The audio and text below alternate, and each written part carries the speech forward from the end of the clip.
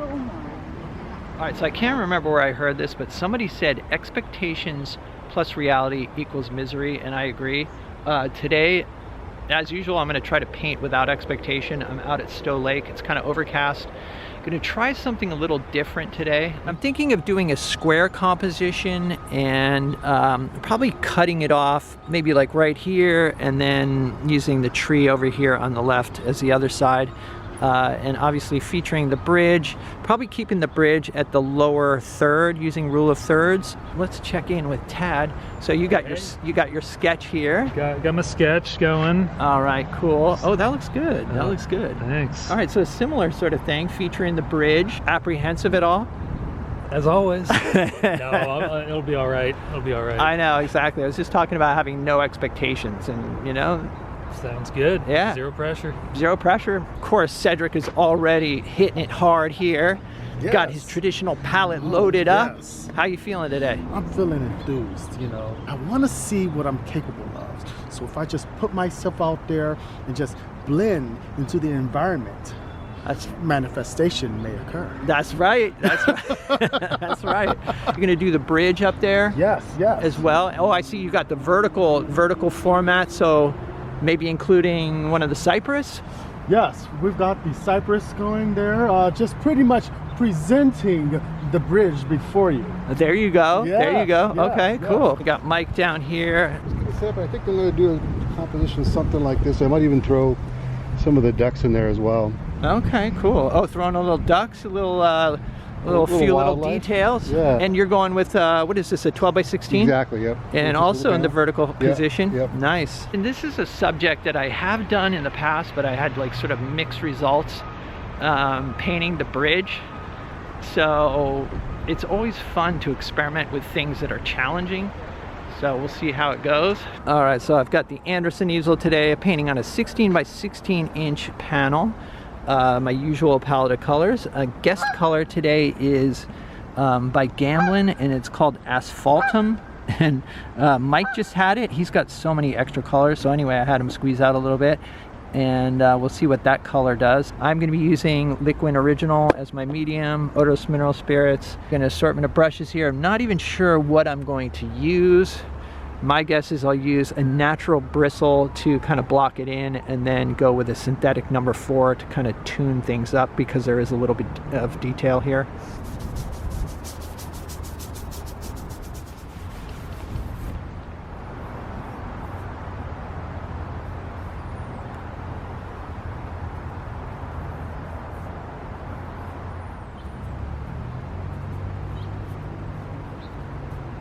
So there's the rough sketch, and as usual, I'm just mapping out large shapes before I start getting into any kind of detail. I just want to make sure that I like the arrangement here. So obviously we've got the bridge right here, and then I'll be focusing on some of the reflections in the water here. And then I've got the shoreline. So at this point now I can start getting a little bit more detailed, but I'm not going to get I'm not going to really do too much detail. Probably just do a little bit of definition on the bridge, the arches here, and then the rest is going to be loosely scrubbed in. All right, so I'm sketching in burnt sienna as well, and I'm not really thinning it very much. And I feel like if I can get, you know, these arches, you know, rendered sort of accurately, the rest of the painting can be pretty loose. Kind of have to get them right because it's a structure, you know, and so if the structure reads correctly, then the trees and everything can be pretty loose and impressionistic. There's some tree branches that are kind of coming down here, and then the shoreline. Actually, the shoreline comes along like this, and then there's trees coming up here. So I'm just building into the shapes I've already established, adding a little bit more definition. There's like a little cypress here. And there's going to be a bunch of sky holes in these trees, as you can see right here. But as long as I have the outline more or less established, then I can kind of scrub in with abandon and leave some of these, you know, some openings. Okay, so that's looking pretty good, I think.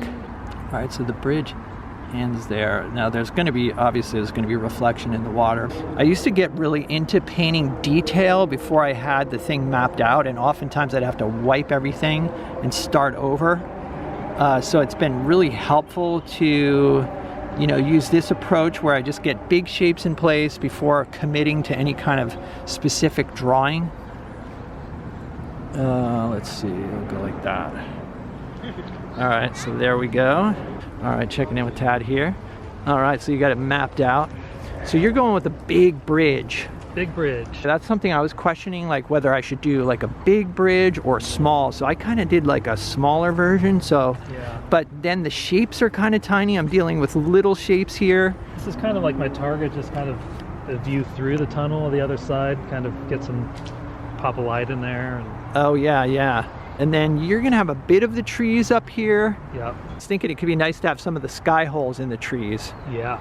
So, And you were mentioning earlier about kind of pushing them back with some atmospheric perspective. I'm gonna give that a shot. yeah, exactly. Because like if you leave them the same value, they kind of compete with things like the reflection in the water is kind of the same value and everything. Yeah. By lightening them up, yeah, I think that's what I'm gonna do too. And also adding some blue to it, lightening and bluing, so cooling it off. Because in the foreground there's these lighter, you know, more saturated greens. So having these be lighter and blue might push them back. That's the Yeah. hope anyway. Yeah. So yeah. I'll give it a shot.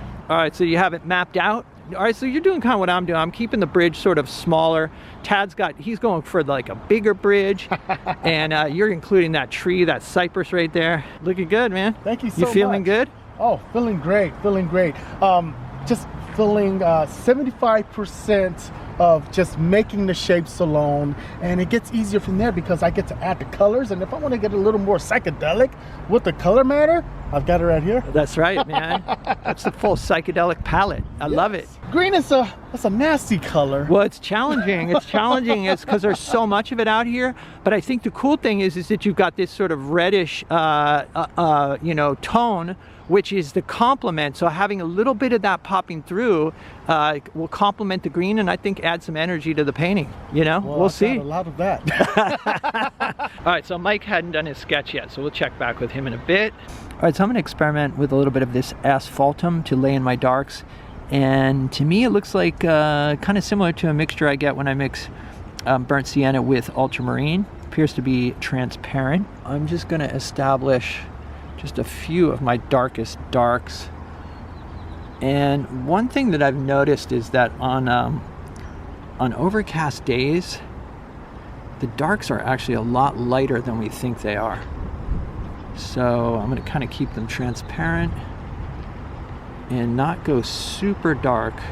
And of course I can come in and reinforce these and adjust the colors later. But as I mentioned, I really kind of want to get the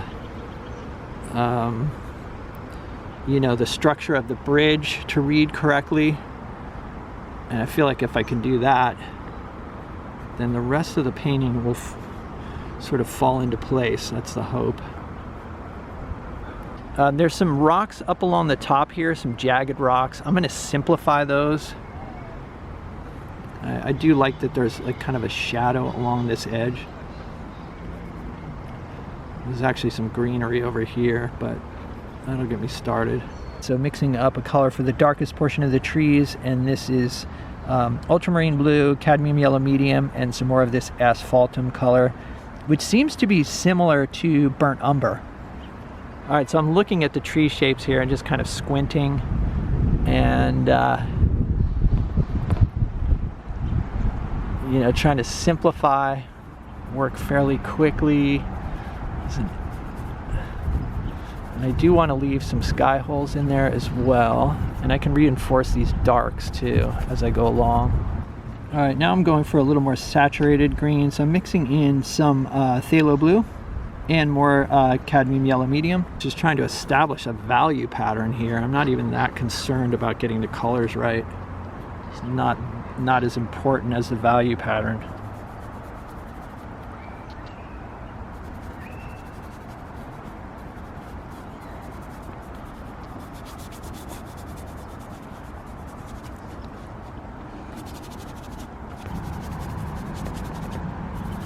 When I paint reflections, I tend to use vertical strokes, and then, and then I'll come back and sort of break them up with some horizontals, like that. So, yeah, whatever the object is that's being reflected, I use vertical strokes. All right, so you can already see, the compositional layout. Obviously, the bridge is darker in value. Just use a little of that asphaltum for the bridge. Going to the mid value. See how that looks. I think I can go a little darker, actually. So a little darker.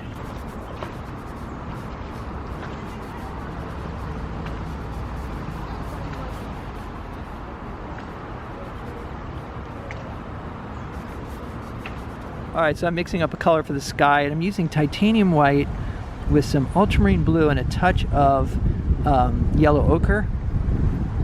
That seems pretty good. And this is just kind of a starting color anyway. And the sky is definitely the brightest thing in this composition. I don't know if you can see, but there is some yellow in there as well. I might come over and touch it up with yellow afterwards. But it can be tricky mixing a blue mixture and a yellow mixture together, obviously, because you get green, and that's not what I'm after. Maybe more of like a gray blue with little bits of yellow highlight. The object now is to get the whole panel covered, and then I can start fine-tuning things. And there's definitely some bits of sky coming through here. Okay, so there is the block in, and I'm already seeing some shapes that I want to change, like the shape of the trees right here. This is a little bit too big of an opening, so I want these to kind of, the dark portion to come down a little bit. Maybe like that. Let's see. And then over here as well. Again, just trying to create a nice value pattern. And that's too square, so maybe a little bit more. And that's better.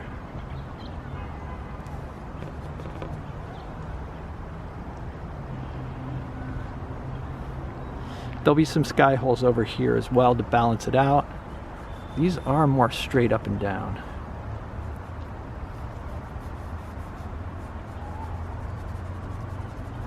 Okay. All right, so I've switched over to a number 4 synthetic flat. I was using a number 8 natural bristle flat. And so I'm loading the brush, and I'm making simple, deliberate strokes and keeping the brush loaded. I'm in the middle of my challenges over there, so I haven't stopped in. How you doing? Doing okay. Oh yeah, look at that texture. Ah, yes. See, I was kind of going with the same thing, just loading the brush and then kind of building it up. Is that what you're going for? Yeah, pretty much. Even though it may take a while, it'll be well worth it because I'm just establishing a certain style that is awakening in me. So I'm still learning, and I'm just being more creative for the most part, being observant, just doing as I do. Did you approach this one differently than you have like before? I feel like I'm doing something different every time. In other words, like using whatever technique that the scene requires, right? Exactly, yes, Yeah, that. yeah. And if I want to challenge myself, I'm not afraid to do it. That's it. That's the spirit. I love it. All right, so continuing to load the brush here, and just look for little shifts in value and temperature, and then still trying to maintain, structure. This portion here is lighter in value, but there are some kind of blue greens in here. There's like little, reeds or whatever. Sometimes it's fun to mix up colors that aren't even really accurate, but just to give the painting some variety. Like these reeds, maybe in blue-green.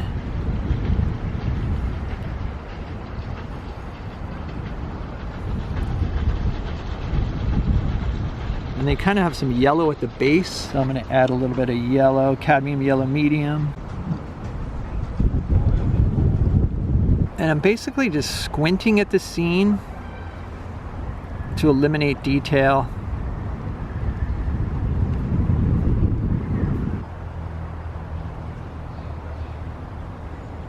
I think Mike is wrapping it up, or we're close to it. Let's take a look. Still have this side to kind of. Yeah, I know this is tricky. This is tricky to negotiate because you got the edge. Yep. And sometimes like some of these like sort of grassy reeds or whatever can sort of indicate that there's a shoreline there. Yep. So I think I want to rework some of the lights and darks as well to give a little bit more contrast here. Still, it's a little too monotonal, I think. yeah, and you took reference photos too? Yeah, I did. So I'm gonna take those back and work from home and do it in the studio. But I'll send you the finished product when I get it. All right, yeah, post it on your Instagram. Yeah, we'll do it for sure. All right. Well, let's check in with Cedric here. He's kind of wrapping it up. He's got a bit to do still, but I'm digging that you're building it up with that. Let's see that brush, man. That's like a tiny brush, huh? Yes. But you're getting all this like amazing texture in there.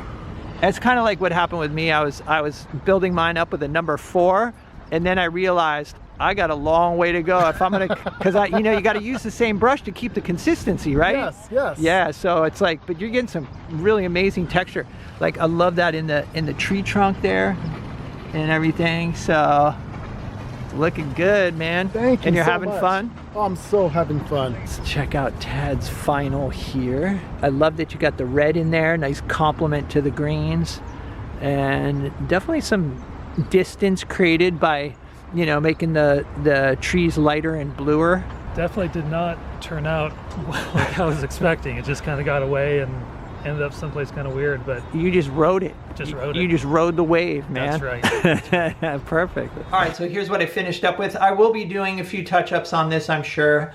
I think one of the biggest challenges was, you know, this shoreline over here. In real life, there does seem to be a little bit more separation than I'm seeing through the monitor. I might add a little bit more detail in here, you know, a little bit more definition in the blades of grass, but maybe not. I don't know. I'm happy with the way the water came out, the reflections, and also the bridge, and just the overall composition. And then as far as my approach to water or reflections, can I go vertical with a bit of horizontal to, you know, break up those verticals? Most of the painting was done with a number 8 natural bristle flat, but then I switched over to a number 4 synthetic flat for some of these shorter loaded strokes, and then just kind of built up the painting using those short loaded strokes. All right, so hope you guys enjoyed this video. Let me know what you think in the comments. I will link Mike and Cedric and Tad's information in the description below. Also, if you'd like to see some extra videos and help support the channel, there's a Patreon link down below. Got a bunch of extra videos on there, materials list, that sort of thing. And like I said, it helps support the channel, really does help keep me making these videos. So check it out. And other than that, stay creative, and I'll see you guys in the next video.